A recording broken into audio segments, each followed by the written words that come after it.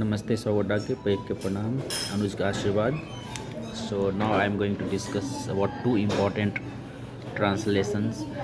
One is पूछने में क्या जाता है, इस टाइप से जो भी है. सेकेंड मुझे पूछना पड़ेगा. ये दो टाइप का हमेशा आपको ज़रूरत पड़ता है. पूछने में क्या जाता है या फिर हमें पूछना पड़ेगा. देखने में क्या जाता है या फिर हमें देखना पड़ेगा. तो इसका मैं बेसिक कॉन्सेप्ट अभी मैं बता रहा हूँ. पूछने में क्या जाता है, that you can translate what goes to ask. What goes to ask. देखने में क्या जाता है, what goes to see. Sorry बोलने में क्या जाता है, what goes to say sorry. Understand. You have to start from what, then again goes to. फिर जो भी चीज़ आप पूछना चाह रहे हैं that you have to use there.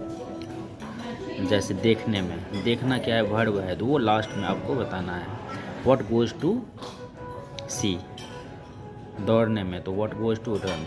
सोने में तो व्हाट गोज़ टू स्लीप. तो देखने में क्या जाता है, what goes to see. Sorry बोलने में क्या जाता है, what goes to say sorry. So you have to start from what goes to, and then second thing I told, second translation is मुझे जाना पड़ेगा. There you can say I have to go. You have to start from I have to, then verb you use go normal. बोलने में क्या जा मुझे बोलना पड़ेगा, then I have to say, I have to speak. मुझे सोना पड़ेगा, I have to sleep.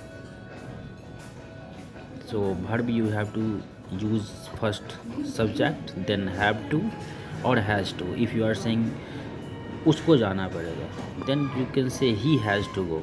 इसके लिए मैं पहले आपको person recommend किया. You have to understand person, because in person you will understand he, she, it, is, are, am का use, they का use. I के साथ am होगा या you के साथ are होगा या they के साथ are होगा या है ना, आई के साथ वाज होगा, यू के साथ वेयर होगा, ही सी इट के साथ हैज़ होगा, आई के साथ हैव होगा, यू के साथ हैव होगा. ये पर्सन में आपको पता चलेगा और वो मैं आपको पहले रिकमेंड किया हूँ, वो आपको समझना पड़ेगा. Then translation. Now I am discussing translation. So इस ट्रांसलेशन में जैसे मुझे जाना पड़ेगा, देन आई के साथ क्या होता है, हैव होता है. अगर यहाँ पे होता है उसे जाना पड़ेगा, देन ही के साथ क्या होगा, हैज़ होगा.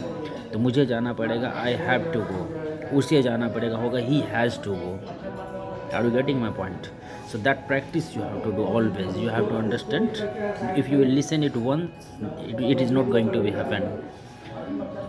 You will be not able to understand. You listen it 2 times, 3 times, then you take help from grammar book. You do practice, you write it in your book. You make by yourself one new translations. Like मुझे हंसना पड़ेगा, तो वो क्या होगा उसका, I have to laugh.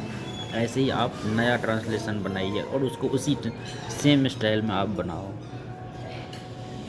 So now 2 types of translation I discussed. That is sorry बोलने में क्या जाता है, इसको आप इस टाइप से किसी भी ट्रांसलेशन आप नया बनाओ.